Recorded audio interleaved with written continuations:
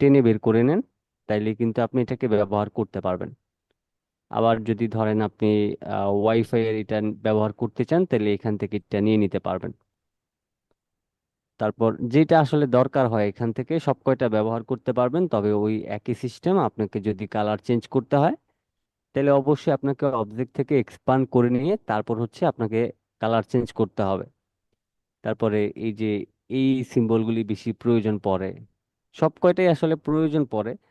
তবে আপনি কখন কোন কাজের ক্ষেত্রে ব্যবহার করবেন সেটা আপনি এখান থেকে বাছাই করে নিতে পারেন। দেন হচ্ছে এগুলিকে কালার চেঞ্জ করতে চাইলে এক্সপান্ড করে নিতে পারবেন। তারপরে এখানে আরো হিউজ পরিমাণ আছে। আপনি যদি এখানে এই যে যা দেখতেছেন সব কয়টা কিন্তু আপনি সিম্বল হিসেবে ব্যবহার করতে পারবেন। তারপরে এখানে হচ্ছে অ্যারোস। তো এখানে হচ্ছে বেশ কিছু অ্যারো দেওয়া আছে। আপনার যদি কখনো কোনো কাজের ক্ষেত্রে অ্যারো প্রয়োজন পড়ে, তাইলে আপনি এখান থেকে টেনে বের করে নিতে পারবেন। এবং কালার চেঞ্জ করার ক্ষেত্রে যদি কালার চেঞ্জ করতে চান, তাহলে অবশ্যই অবজেক্ট থেকে এক্সপান্ড করে নিতে হবে।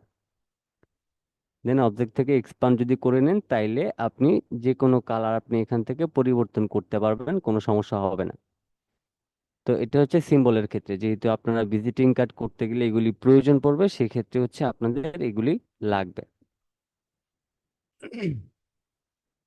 তাইলে এখন এখান থেকে সিম্বলগুলি খুঁজে বের করতে বা আমাদের ব্যবহার করতে কি কোথাও সমস্যা হবে? আমরা কি এই জি বিষয়টা না স্যার। বুঝতে পেরেছি? জি। আচ্ছা। আলামিন ভাই, ক্লাসে আপনার লেট হয়ে গেছে মেবি। আপনি একটু আরো আগে আগে ভাগে আসলে ভালো হয় আর কি। আমরা সবার জন্য ওয়েট করি তো। জি ভাই, একটু লেট হয়ে গেছে, আমিও অপেক্ষায় ছিলাম, পরে হঠাৎ করে ঘুমাই গেছি বুঝছেন, পরে বুঝতে আচ্ছা, পারি। ঠিক আছে। আচ্ছা, এবার হচ্ছে আমরা থাম্বনেল ডিজাইনের ক্ষেত্রে যাই। যেমন এখন হচ্ছে আপনার অনলাইনের ক্ষেত্রে যদি আপনি হিসাব করেন, যেমন ধরেন আমি একজন ইউটিউবার, আমার একটা থাম্বনেল লাগবে। বা আপনি ভবিষ্যতে কখনো কোনো একটা ক্যাটাগরি নিয়ে ইউটিউবিং করবেন, তো তখন কিন্তু আপনাকে থাম্বনেল বানানো শিখতে হবে। এখন আপনি ধরেন ইউটিউবার না, আপনি ইউটিউবিং করবেন না, তারপরেও আপনার থাম্বনেলটা জানা দরকার। কেন জানা দরকার? আপনার হচ্ছে ধরেন আপনি যদি আহ যেমন আমারই ধরেন, আমি একটা থাম্বনেল বানাইতে আমি আধা ঘন্টা সময় ব্যয় করি। তা আমি যদি মনে করি যে না, আমার এত সময় ব্যয় করা যাবে না, আমি এই কাজটা অন্য কাউকে দিয়ে করায় নিতে চাই, তো সেক্ষেত্রে কেউ যদি আপনাকে অফার করে যে আমাকে একটা থাম্বনেল বানিয়ে দাও 500 টাকার মধ্যে, আমি এই 500 টাকার মধ্যে একটা থাম্বনেল ডিজাইন করে নিতে চাই। আর ফ্রি পিকে, সরি, ফাইবারে, আপওয়ার্কে এই ধরনের আপনার থাম্বনেল ডিজাইনের অনেক চাহিদা রয়েছে। তো সেক্ষেত্রে হচ্ছে আমি দেখাই দিচ্ছি, যেহেতু আমরা এখানে টুলসগুলি শিখছি বা অপশনগুলি শিখতেছি, সেক্ষেত্রে হচ্ছে যে আমরা থাম্বনেল ডিজাইনের একটা আইডিয়া পেয়ে যাব। তারপর বাকিগুলি হচ্ছে যে আপনারা নিজেরা প্র্যাকটিস করলেই দেখবেন যে আপনাদের কাজ হয়ে গেছে আর কি, এরকম। আচ্ছা, তো থাম্বনেলের জন্য কিন্তু আলাদা সাইজ আছে এবং থাম্বনেলের জন্য বেশ কিছু সাইজ আছে। আপনি যদি অ্যাডোবি, সরি, আপনি যদি ফেসবুকের জন্য থাম্বনেল তৈরি করতে চান, তাইলে ধরেন আমি একটু সাইজটা বলে দিই, বাট আমি ইউটিউবেরটা বলবো আর কি, বা ইউটিউবেরটা দেখাই দেবো। বেশিরভাগ ক্ষেত্রেই ইউটিউবের থাম্বনেল বানানোর জন্য আসলে হায়ার করা হয়। তো প্রথমে হচ্ছে আপনি নিউতে যাবেন, নিউতে যাওয়ার পর এখান থেকে পিক্সেলটাকে সিলেক্ট করবেন। আমি প্রথমে ফেসবুকের থাম্বনেলটা সম্পর্কে দেখাই। ফেসবুকের যে সাইজটা সেটা হচ্ছে আপনার 1080 বাই 1080, যেটা আমরা ফ্রিল্যান্সিং এ আমরা ব্যবহার করব এবং আমাদের করতে হবে। তো এটা ফ্রিল্যান্সিং এর ক্ষেত্রেও ব্যবহার হয় এবং ফেসবুকের ক্ষেত্রেও কিন্তু ব্যবহার হয়। তো এটা কিন্তু আমাদের অনেক বড় একটা সুবিধা যে আমরা ফ্রিল্যান্সিং এ যে সাইজ নিয়ে কাজ করব সেটা আবার ফেসবুকেও কিন্তু ব্যবহার করা হয়।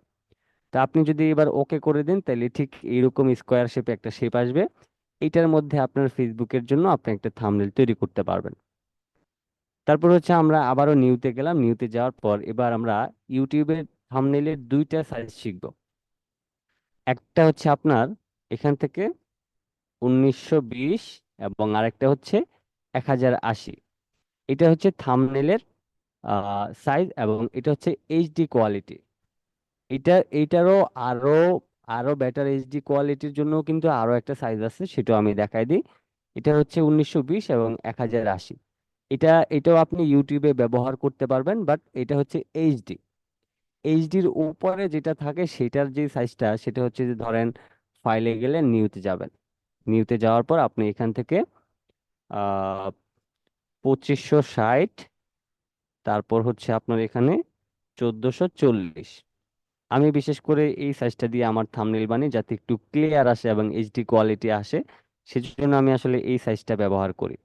তো এবার যদি আমি ওকে করে দিই, তাইলে দেখেন আপনাদের এই সাইজ এবং এই সাইজ দুইটা একই সাইজ মনে হবে, বাট এটা কিন্তু একটু বড় হবে। আমি জুম আউট করার কারণে এটা একটু ছোট দেখা যায়। এটা হচ্ছে একদম ফুল এইচডি, আর এটা হচ্ছে এইচডি, আর এটা হচ্ছে আমার ফটোশপ আমার ফেসবুকের জন্য। তো ফেসবুকের জন্য হচ্ছে 1080 বাই 1080, এবং ইউটিউবের জন্য দুইটা সাইজ রয়েছে, যেটা হচ্ছে 1920 বাই 1080। আরেকটা ফরম্যাট হচ্ছে 2560 বাই 1440। তাহলে মনে থাকবে সবার? জি সবার কি ভাই। এই সাইজটা মনে থাকবে? জি জি। আচ্ছা, এই সাইজটা কিন্তু আপনাদের প্রত্যেকের লাগবে। সেক্ষেত্রে হচ্ছে আপনি আপনি নিজে ইউটিউবিং করেন, অথবা হচ্ছে ধরেন আপনি অন্য ইউটিউব চ্যানেল যাদের আছে তাদেরকে আপনি থাম্বনেল বানিয়ে দিতে চান, সেক্ষেত্রে আপনি এইভাবে করে কাজগুলি করতে পারবেন। আর থাম্বনেল ডিজাইন কিন্তু খুবই সহজ।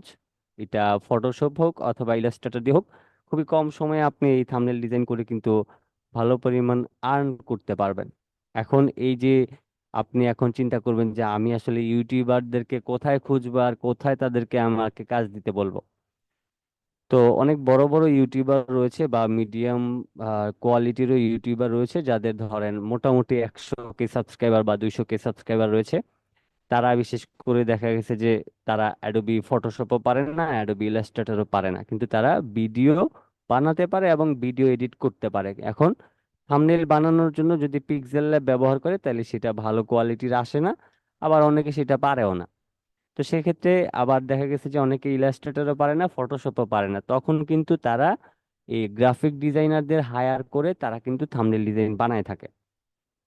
তো এখন থাম্বনেল ডিজাইন বানানোর জন্য আপনাকে প্রথমে যে কোনো একটা সাইজ সিলেক্ট করতে হবে। আমি এখানে 2560 বাই 1440-এর রেজুলেশনে আমি একটা থাম্বনেলের সাইজ নিয়ে নিলাম। এবার সবচাইতে গুরুত্বপূর্ণ যে বিষয়টা সেটা হচ্ছে থাম্বনেলের সাইজ, সরি থাম্বনেলের ব্যাকগ্রাউন্ড। তো থাম্বনেলের ব্যাকগ্রাউন্ডটা যদি আপনি খুব ভালো একটা ব্যাকগ্রাউন্ড নিতে পারেন তাহলে আপনার ডিজাইন অনেক বেশি সুন্দর হবে। বেশিরভাগ ক্ষেত্রেই থাম্বনেল ডিজাইনে অনেকেই হচ্ছে যে এই ব্যাকগ্রাউন্ড কালার নিয়ে আসলে অনেক বেশি সমস্যায় পড়ে। তো আপনাদেরকে বলবো যে ব্যাকগ্রাউন্ড যখন কোনো ব্যবহার করব তখন একটু ডার্ক টাইপের কালার দেওয়ার চেষ্টা করবেন। যেমন আমি ধরেন এখানে ব্ল্যাক কালার নিলাম, আমি স্ট্রোক কালারটা অফ করে রাখবো। অবশ্যই এখানে স্ট্রোকের দরকার নেই। এবার আপনি রেক্টেঙ্গেল টুলে যাবেন, আপনি মাউসের লিফট বাটনটা ক্লিক করে এই কর্নার পর্যন্ত টেনে দিবেন। আমার ব্যাকগ্রাউন্ড হয়ে গেল। এইগুলি হচ্ছে সলিড কালারের কিছু ব্যাকগ্রাউন্ড। আবার কিছু ব্যাকগ্রাউন্ড আছে হচ্ছে আপনার ইমেজ আকারে, যেগুলি আমরা গুগল থেকে পাবো। যেমন হচ্ছে আপনি লিখতে পারেন ব্ল্যাক ব্যাকগ্রাউন্ড, অথবা হচ্ছে রেড ব্যাকগ্রাউন্ড, অথবা হচ্ছে গ্রিন ব্যাকগ্রাউন্ড, অথবা হচ্ছে আপনি যেই ধরনের আসলে চান সেই ধরনের ব্যাকগ্রাউন্ড লিখে যদি সার্চ করেন, সেইখান থেকে আপনি গুগল থেকে আপনি নিয়ে নিতে পারবেন। তো আমি চাচ্ছি যে এক্সট্রা একটা ব্যাকগ্রাউন্ড এখানে ব্যবহার করতে, এই জন্য আমি এটাকে কেটে দিলাম। আমি ফাইলে গেলাম, ফাইল থেকে আহ এই যে এখান থেকে প্লেসে ক্লিক করব। তো আমার থাম্বনেলের যে ফোল্ডারটা রয়েছে বা একটা আমার ইয়ে রেখেছি সেটাতে আমি যাই।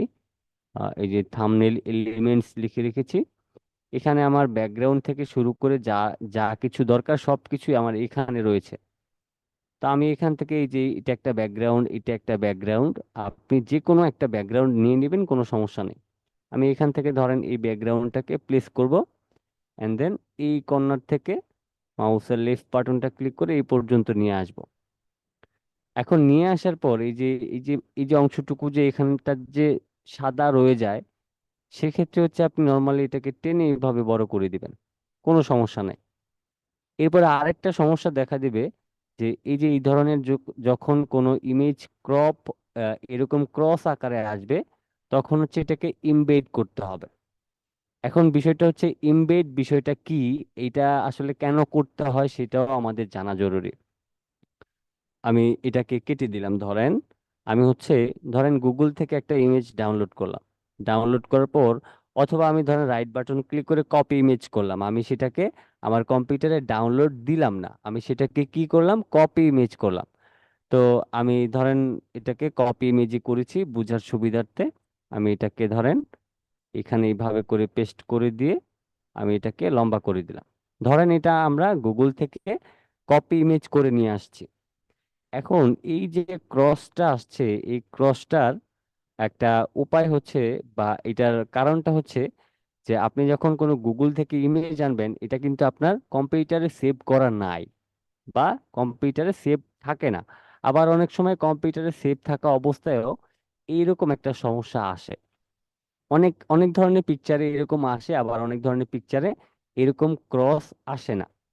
এটা আপনি লোগো ডিজাইনের ক্ষেত্রে হোক বা ভিজিটিং কার্ডের ক্ষেত্রে হোক, যে কোনো কাজের ক্ষেত্রেই হোক, আপনার এইরকম ক্রস আসতে পারে। তো আপনার যখন এটা ক্রস আসবে তখন আপনাকে এখান থেকে ইমবেড করতে হবে। এই ইমবেডটা যদি করে দেন, তাইলে এই অবস্থায় যদি আপনি ফাইলটাকে কারো কাছে পাঠান, তাইলে সে এই পিকচারটা সহ পাবে। আর যদি আপনি এটাকে ইমবেড না করে এই অবস্থায় তার কাছে পাঠায় দেন, আপনি ধরেন আপনার কম্পিউটারে এই ইমেজটা রয়েছে, সেক্ষেত্রে আপনার এখানে হয়তো বা শো করে বা শো করবে। কিন্তু এই যে ইমেজটা রয়েছে, এই ইমেজটা আপনি যাকে জিমেইলের মাধ্যমে পাঠাবেন তার কাছে কিন্তু এই ইমেজটা নাই। তো তার কাছে না থাকার কারণে এই ইমেজটা কিন্তু তার ওইখানে শো করবে না। এখন আপনি চাচ্ছেন যে তার ওইখানে কোনো ধরনের ইমেজ থাকার দরকার নেই, আপনি এটা তাকে পাঠাবেন সে যাতে এই ইমেজটা দেখা যায় বা দেখতে পারে। এই জন্য আপনি যদি এখান থেকে এমবেড করে দেন, তাইলে কিন্তু আপনার এই ইমেজটা সে দেখতে পারবে। এখন হচ্ছে যে প্রথমে আমরা হচ্ছে এই যে ধরেন আমি আনএমবেড করলাম আবারও, সরি আমার এটা আবার লোকেশন দেখাইতেছে, আমি কন্ট্রোল জেড দিয়ে নিলাম। এই যে এই অবস্থায় আছে, এই অবস্থায় যদি আপনি এই ফাইলটাকে সেভ করে অন্য কোনো ব্যক্তির কাছে পাঠান এআই ফাইল হিসেবে, সেই ক্ষেত্রে সে কিন্তু এই ইমেজটাকে আর দেখতে পাবে না। উনি জাস্ট সিলেক্ট করলে বুঝবে যে এখানে কিছু একটা ছিল, বাট এটা শো করতেছে না। এখন এটা যেহেতু ব্যাকগ্রাউন্ড, এটা না দেখলে সে বুঝতেই পারবে যে এখানে কিছু একটা ছিল, কিন্তু সেটা শো করতেছে না। এইরকম ক্রস থাকার কারণে আসলে সেই ব্যক্তির কাছে এই ইমেজটা শো করবে না, বাট এখানে একটা রেক্ট্যাঙ্গেলের মতো ফাইল শো করবে। তো এই ধরনের যদি ক্রস কোনো ইমেজ আপনি এখানে নিয়ে আসেন, তাইলে অবশ্যই মনে করে আপনাকে ইমবেড করে নিতে হবে এবং এই ক্রসটাকে সরায় দিতে হবে। আর আপনি যদি কোনো পিকচার নেন এই ধরনের যদি ক্রস না আসে, সেক্ষেত্রে ইমবেড করার দরকার পড়বে না, আপনার নর্মালি এটাকে ব্যবহার করতে পারবেন এবং সেভ করে অন্য কারো কাছে পাঠাইতে পারবেন। আর যদি ক্রস আসে তাহলে ইমবেড করে তারপর পাঠাইতে হবে। ইমবেডের বিষয়টাকে বুঝতে পেরেছেন? জি স্যার। জি, বুঝতে পারছি। ইমবেড নিয়ে তাহলে কারো কোনো কোনো সমস্যা হবে না? যদি না বুঝে থাকেন তাহলে প্রশ্ন করেন। না ভাই বুঝছি। তবে আমার একটা ওই যে একটু দেখাই দিন এখান থেকে প্রিন্ট আউট কিভাবে করে আর ওই যে শেয়ারিং কিভাবে করে, ওইটা পরে যদি সময় পান তো দেখাই দিন। কি শেয়ারিং করে? এই যে দেখেছে কোনো বাইরে যে শেয়ারিং করে না লিঙ্কের মাধ্যমে, ওইটা কিভাবে করে, অথবা ডাইরেক্ট শেয়ার, ঠিক আছে, মানে কপি বাদে এক কাছে কপি করে ফাড়া অথবা আর কাছে শেয়ারিং করে। আপনি তাকে ফাইল সেভ করে আপনি তাকে মেইলে পাঠাবেন, আপনি শেয়ারিং করে পাঠাইতে গেলে আপনার অ্যাডোবি ইলাস্ট্রেটরে টাকা দিয়ে কিনে আপনাকে সেটা পাঠাইতে হবে। ওইটা কি? তাইলে এখান থেকে সরাসরি অ্যাডোবি ইলাস্ট্রেটর থেকে সরাসরি পাঠাইতে পারবেন। আমরা যেহেতু সবাই ক্র্যাক ভার্সন ব্যবহার করি, আমাদের এখানে কোনো অ্যাকাউন্ট থাকবে না। ও যদি এক্ষেত্রে আমাদের এখানে টাকা দিয়ে কিনা হইতো অ্যাডোবি ইলাস্ট্রেটরটা, তাইলে আমি তাকে সরাসরি পাঠাইতে পারতাম। এখন ও আপনাকে যদি এই ফাইল পাঠাইতে হয় সেভ করতে হবে। এবার জেপিজি, পিএনজি, এআই ফাইল যে কোনো ফরম্যাট আপনি যদি পাঠান, তাহলে জিমেইলের মাধ্যমে বা সোশ্যাল মিডিয়াতে সেই ফাইলটা আপনি আপলোড করে তাকে পাঠাতে হবে। ও আচ্ছা। আর এইভাবে প্রিন্ট করা যাবে আচ্ছা, ওইখান থেকে? হ্যাঁ, এখান থেকে আপনার যদি কম্পিউটারে প্রিন্টার সেট করা থাকে তাহলে অবশ্যই প্রিন্ট করতে পারবেন। এখন প্রিন্ট কিভাবে করে? প্রিন্ট করার জন্য কিবোর্ড থেকে কন্ট্রোল পি প্রেস করবেন। কন্ট্রোল পি প্রেস করলে এই যে এখানে বেশ কিছু অপশন চলে আসবে, এগুলি আপনাকে বুঝে শুনে করতে হবে। আপনি এই যে পিকচারটা আছে এটাকে আপনি কয়টা প্রিন্ট করতে চান এই সংখ্যাটা এখানে দিয়ে দিবেন। যদি ধরেন আপনি 10টা করতে চান 10টা সিলেক্ট করে দিবেন, যদি একটা করতে চান একটা করবেন। তারপর হচ্ছে আপনি এখান থেকে আপনার যা আছে তাই থাকবে। এই যে প্রিন্টার, এখানে প্রিন্টার রয়েছে, আপনার যেই প্রিন্টার আপনার কম্পিউটারের সাথে কানেক্ট থাকবে, জি ড্রাইভার ইনস্টল করার পর প্রিন্টারের নামটা এখানে থাকবে, সেই প্রিন্টারটাকে সিলেক্ট করতে হবে। সিলেক্ট করার পর আপনাকে এই যে আপনি এখান থেকে সেটআপ অপশনে গেলেও করতে পারবেন, অথবা এখান থেকে সরাসরি প্রিন্ট করে দিলেও পারেন। তো সেটআপ অপশনে গিয়ে সেটআপের কিছু বিষয় থাকে, অবশ্যই সেটআপ করতে হবে। আপনি ধরেন সেটআপ অপশনে গেলেন, কন্টিনিউ অপশনে ক্লিক করলেন। এবার আপনি এখান ও, থেকে আপনার প্রিন্টারটাকে সিলেক্ট করে নেবেন। জি তারপর ধরেন আমি এখান থেকে মাইক্রোসফট এক্সপি এটা সিলেক্ট করে নিলাম, ধরেন এটাই আমার প্রিন্টার। এবার আপনি এখান থেকে আহ, এই যে এখান থেকে যে প্রিফারেন্স অপশন আছে এখানে ক্লিক করবেন। তারপর আপনি কোন পেজে সিলেক্ট করতে চান, আপনি কি ল্যান্ডস্কেপে প্রিন্ট করতে চান নাকি পোর্ট্রাইটে করতে চান।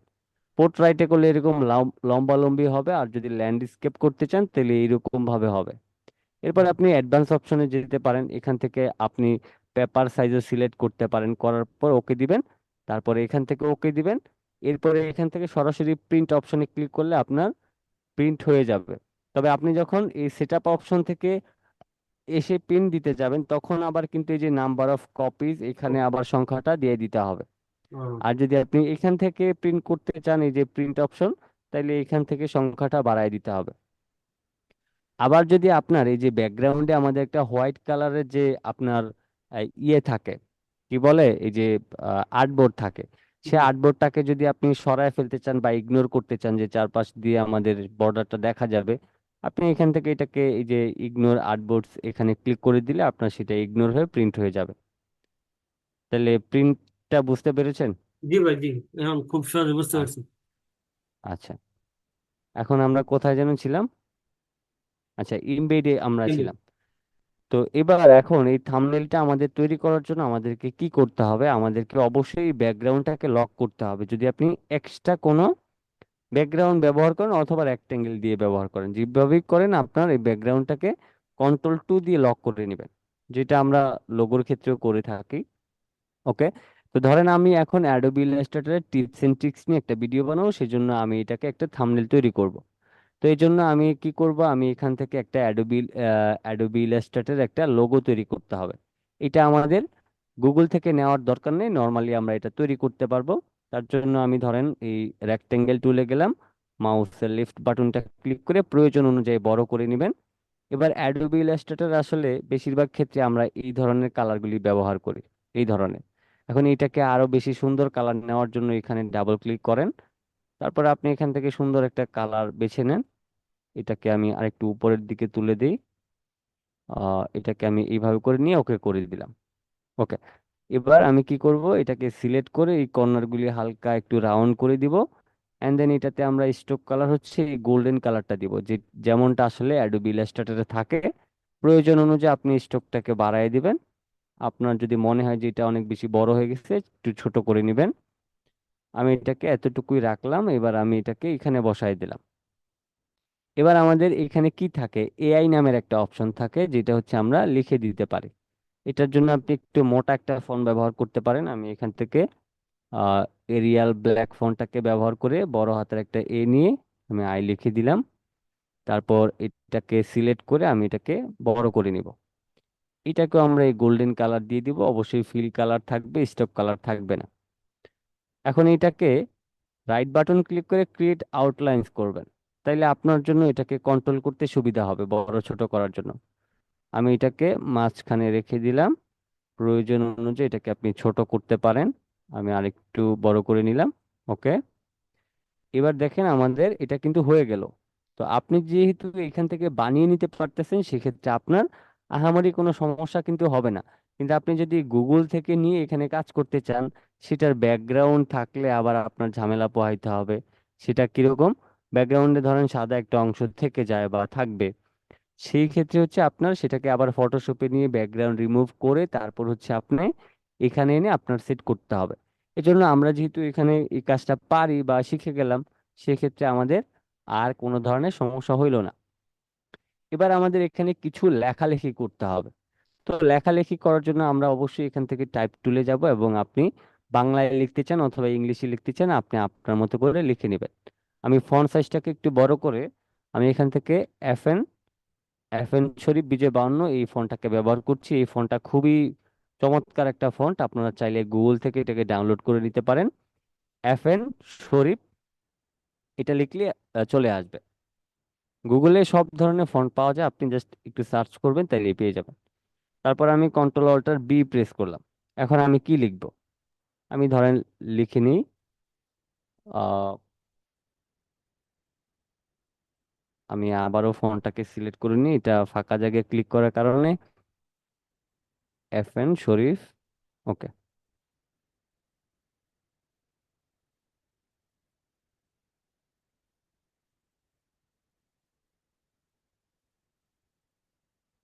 আচ্ছা, আমি এখান থেকে এই ফন্টটাকে একটু সিলেক্ট করে এটার কালারটা একটু চেঞ্জ করে দিই, তাইলে আপনাদের বুঝতে সুবিধা হবে।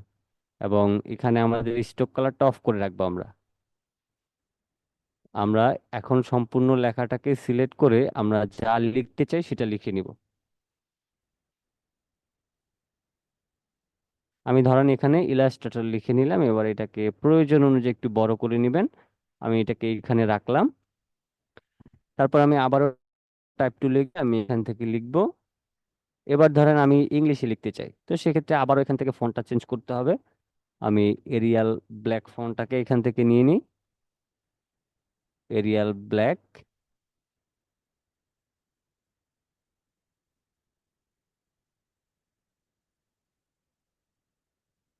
ওকে, এবার এই ফন্টটাকে আমি ধরেন সাদা কালার দিয়ে দিলাম।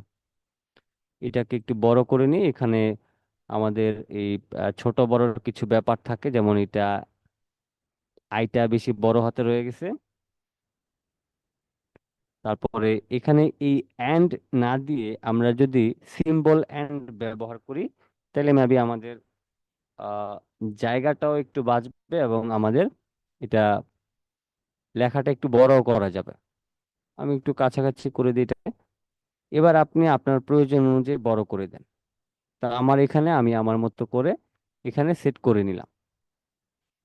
এখন এখানে হচ্ছে একটা থাম্বনেল সৌন্দর্য করার জন্য অনেক ব্যাপার থাকে, যেমন আমি ধরেন দুইটাকে একসাথে সিলেক্ট করলাম। সিলেক্ট করার পর আমি এখান থেকে রাইট বাটন ক্লিক করে শেয়ার টুলে যাব। এরপর মাউসের লেফট বাটনটা ক্লিক করে আমি জাস্ট একটু অ্যাঙ্গেল করে নিব। অ্যাঙ্গেল করার পর আমি এটাকে এখানে নিয়ে আসলাম। এখানে নিয়ে আসার পর আমি ধরেন এখান থেকে চাচ্ছি যে এটাতে একটু গোল্ডেন কালার দিতে এবং এইটার মধ্যে আমি রেড কালার দিতে। এখন আগের তুলনায় এখন কিন্তু এটা বেশি সুন্দর লাগে। তো এইভাবে করে কালার চেঞ্জ করে আপনার মতো করে আপনি এটাকে সেট করে নেবেন। তো এখন মোটামুটি এদিকটা হয়ে গেল। এবার হচ্ছে আমাদের এখানে কিছু সিম্বল আমরা ব্যবহার করব। যেমন আমি এখান থেকে টাইপ টুলে গেলাম, এখানে ক্লিক করলাম। আমি এখান থেকে রেড কালারটাকে সিলেক্ট করে কিছু ডট প্রেস করব। আমরা অনেক সময় ডট দিই না, ডট কম লিখতে ডট দিই না, ওই রকম ডট। আমি ডট দিয়ে দিলাম। ইন্টার প্রেস করে আমি আবারও কিছু ডট দিলাম। উপরে 4টা দিলাম, নিচেও 4টা দিলাম, আবারও আমি 4টা দিলাম, এবং আমি আবারও ইন্টার দিয়ে আরো 4টা নিয়ে নিলাম। ওকে। এখন এখানে হচ্ছে এই যে ডটগুলি আছে, এই ডটগুলি কিন্তু অনেক ফাঁকা ফাঁকা আছে। এগুলিকে একটু চাপায় নেওয়ার জন্য আপনি কিবোর্ড থেকে অল্টার চেপে ধরে আপ অ্যারো কি চাপবেন। আপ অ্যারো কি চাপলে আপনাদের এই যে গ্যাপটা আছে সেই গ্যাপটা কমে আসবে। আপনি যদি অল্টার ধরে লেফট বা রাইট অ্যারো কি চাপেন, সেক্ষেত্রে আপনি কম বেশি ফাঁকা করে নিতে পারবেন। এরপর আমি ধরেন এখান থেকে এটাকে বসিয়ে দিয়ে আমি হোয়াইট কালার করে দিলাম। ওকে। এবার ধরেন আমি এখান থেকে আহ একটা সার্কেল নিব। আমি ধরেন এইরকম সুন্দর একটা সার্কেল নিয়ে এইটাকে আমি কি কালার দিতে পারি, আমি ধরেন ইয়েলো কালার দিয়ে আমি একটু একটু স্ট্রোকটাকে মোটা করে নিব। এবার আমি আবারও টাইপ টুলে গিয়ে আমি এখানে লিখে নিব 5 বা হচ্ছে 10 লিখে দিতে পারি। আপনি আপনার মতো করে লিখে নেবেন। তো আমি এবার ধরেন এখানে 10 লিখার পর আমি এটাকে সাদা করে দিব। ফিল কালার থাকবে, স্ট্রোক থাকবে না। তারপর এটাকে সুন্দর করে এখানে বসাই দেব। এখন যদি মনে করেন যে না এখানে সুন্দর লাগতেছে না, কালার চেঞ্জ করতে হবে, তাইলে আপনার মতো করে একটা কালার চেঞ্জ করেন। আমি এখান থেকে ধরেন এটাকে রেড কালার দিয়ে দিব, এবং এটাকে হচ্ছে আমি ইয়েলো কালার একটু দিয়ে ট্রাই করি, দেখি কেমন লাগে। মেবি ভালো লাগতেছে এইরকম। আচ্ছা, এরপর হচ্ছে আমরা আরো কিছু এখানে টিপস এন্ড ট্রিক্স অ্যাপ্লাই করব। যেমন এখানে হচ্ছে এই যে লেখাটা আছে, এখানে হচ্ছে ধরেন ড্রপ শ্যাডো ব্যবহার করতে পারেন, যেটা আমরা শিখেছি। আমি এখানে ড্রপ শ্যাডো দিচ্ছি না, আপনারা চাইলে ড্রপ শ্যাডো অ্যাপ্লাই করতে পারেন। ডিফল্ট ভাবে সেটা দিয়ে শুধুমাত্র অ্যাপ্লাই করতে পারেন। তারপর এখান থেকে ধরেন আমি টাইপ টুলে গিয়ে একটা প্লাস প্লাস নিয়ে নিলাম। প্লাসটাকে সিলেক্ট করে আমি এখান থেকে সাদা করে দিলাম এবং এটাকে প্রয়োজন অনুযায়ী একটু বড় করে নিয়ে আমরা রাইট বাটন ক্লিক করে ক্রিয়েট আউটলাইন করব। এবার ধরেন এটাকে আমি আমরা হচ্ছে ইফেক্টে যাব, ইফেক্ট থেকে ব্লার, তারপর হচ্ছে গোশন ব্লারে ক্লিক করব। এবার আমরা প্রিভিউ অপশনে ক্লিক করে এটাতে রেডিয়াসটাকে কিছুটা বাড়িয়ে দেবো যাতে একটু ঘোলা টাইপের হয় এটা। এবার ওকে করে দিলাম। এখন দেখেন এই যে এই অংশটা আছে এখানে, কিন্তু এটা ভালো লাগতেছে, এটা প্লাসের মতো দেখা যায় না, বাট এটা একটু ঝাপসার মতো কিছু একটা মনে হচ্ছে। আমি যদি এটা রেডিয়াসটাকে আরেকটু বাড়াই দিতাম তাহলে হয়তো আরেকটু ভালো হইতো। বাট এটা ছোট থাকার কারণে আমি আসলে এতটুকু রেডিয়াস দিয়েছি, আপনি আপনার মতো করে কমিয়ে বাড়িয়ে দিবেন। এবার আমি এটাকে ধরেন গোল্ডেন কালার দিয়ে দিলাম। তারপর হচ্ছে আমি এখানে ধরেন একটা এক্স লিখে নিচ্ছি। আমি এক্স লিখে এটাকে ধরেন সাদা কালার করে দিলাম। তারপর প্রয়োজন অনুযায়ী এটাকে একটু বড় করে আমি এখানটায় ধরেন এটাকে নিয়ে ক্রিয়েট আউটলাইন করে নিলাম। আপনি ক্রিয়েট আউটলাইন না করলেও সমস্যা নেই, আপনি এটাকে ইফেক্ট থেকে ব্লার, গোশন ব্লার করতে পারবেন। তো আমি এবার প্রিভিউ অপশনে ক্লিক করার পর এবার এই শেপটার রেডিয়াসটাকে একটু বাড়িয়ে দিয়ে ওকে করে দিলাম। এবার আপনি প্রয়োজন অনুযায়ী এটাকে একটু বড় করে নেন, হয়ে গেল। আর যদি মনে করেন যে না বেশি বড় হইলে খারাপ দেখা যায়, ছোট করে রাখবেন। এবার আপনি এখান থেকে ধরেন এই পলিগন টুলে গেলেন, ফাঁকা জায়গায় ক্লিক করলেন, এখানে সাইডার হচ্ছে 6 আছে, আপনি 3 করে দিয়ে ওকে করলেন। এবার এটাকে ধরেন আপনি একটু সামান্য অ্যাঙ্গেল করে আপনি আহ, এই কালারটা অ্যাপ্লাই করতে পারেন। এটা নর্মালি আমি এখানে একটা দিয়ে দিলাম। তো এইভাবে করে হচ্ছে আসলে সাজাইতে হবে আপনাকে। তারপর যদি আপনি এখানে কিছু সিম্বল ব্যবহার করতে চান, সিম্বলও ব্যবহার করতে পারেন। এইভাবে করে হচ্ছে আসলে একটা আহ, আপনার থাম্বনেল তৈরি করতে হয়। তারপর এখানে হচ্ছে ব্যাকগ্রাউন্ডের একটা ব্যাপার থাকে। যেমন আপনি এই লেখাটার পিছনে যদি ব্যাকগ্রাউন্ড দিতে চান, তাইলে আমি আহ আগে ভাগেও আপনি এটার মধ্যে সেট করে নিতে পারেন, অথবা চাইলে পরেও আপনি ব্যাকগ্রাউন্ডটা সেট করতে পারেন। আমি ধরেন এখান থেকে একটু অ্যাঙ্গেল করে আমি এইভাবে করে একটা শেপ নিলাম, তারপর এখানে, তারপর হচ্ছে আমি এখানে নিয়ে এটার সাথে জয়েন করে দিলাম। এটাকে আমি এখন একটু ছোট করে লেখাটাকে রাইট বাটন ক্লিক করে অ্যারেঞ্জ থেকে ব্রিং টু ফন্ট করলাম। এটার কালারটা ধরেন আমি সাদা করে দিলাম। এখন এই যে রেড কালারের যে লেখাটা আছে, আমরা ডিরেক্ট সিলেকশন টুলের মাধ্যমে আমরা আমাদের মতো করে এটাকে পজিশন চেঞ্জ করতে পারবো, বড় ছোট করতে পারবো, যেইভাবে ইচ্ছা সেইভাবে আমরা করতে পারবো। তো আমি ধরেন এটাকে একটু অ্যাঙ্গেল করে নিলাম এবং এই পাশটা একটু চাপায় দিলাম এখান থেকে এইভাবে করে। তারপর এটাকে একটু নিচের দিকে নামাই দিলাম, যদিও এটা আসলে এইভাবে করে করে না। তারপরে আপনি যদি চান এইভাবে করে করতে, তাহলে করতে পারবেন। আর এই যে এইটা আসলে অ্যাপ্লাই করার সঠিক যে উপায়টা, সেটাও আমি একটু দেখাই দিই। যেমন আমি ধরেন এখান থেকে লিখে নিলাম।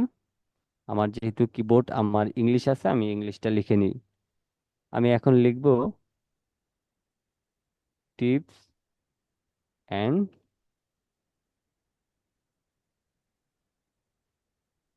ট্রিক্স। আচ্ছা, এতটুকু লিখে নিলাম। এবার আমি এটাকে কি করব, আমি এটাকে ধরেন সাদা দিয়ে দিলাম। এবার আমি এই রেক্ট্যাঙ্গেল টুলের মাধ্যমে আমি এখানে একটা এইভাবে করে শেপ নিয়ে নিলাম। এটাতে আমি রেড কালার দিয়ে রেড কালারটাকে সিলেক্ট করে রাইট বাটন ক্লিক করে অ্যারেঞ্জ থেকে সেন্ড টু ব্যাক করবেন, যেহেতু লেখাটা উপরের দিকে লাগবে। ওকে, তো এবার আমি এই শেপটাকে সিলেক্ট করে একটু নিচের দিকে নামাই নিয়ে, এত বেশি উপরে জায়গা রাখা যাবে না, এবং ডান বাম আপনি একটু দেখে শুনে সেট করে নেবেন। এবার ধরেন এইভাবে করে দুইটাকে সিলেক্ট করে আপনি গ্রুপ করবেন। গ্রুপ করার পর আপনি আহ, এখান থেকে আপনি শেয়ার টুলে ক্লিক করবেন, মাউসের লেফট বাটনটা এইভাবে করে ক্লিক করলে আপনার লেখা এবং শেপ দুইটাই কিন্তু একইভাবে অ্যাঙ্গেল হবে। তো আমি এবার ধরেন এটাকে এখান থেকে ডিলিট করে দিই, যদিও আমি ওই উপায়টা দেখাইছি, আপনি চাইলে দুইটা উপায় ব্যবহার করতে পারেন। এবং আপনি এটাকে পরবর্তীতে চাইলে আপনার মতো করে অ্যাঙ্গেল করে ডানে বামে আপনি সরায় নিতে পারেন। তো এই যে পিছনে যে ব্যাকগ্রাউন্ডটা দিয়েছি, এইভাবে করে যদি আপনি থাম্বনেল করেন তাহলে বেশি ভালো লাগে। আর যদি নর্মালি মনে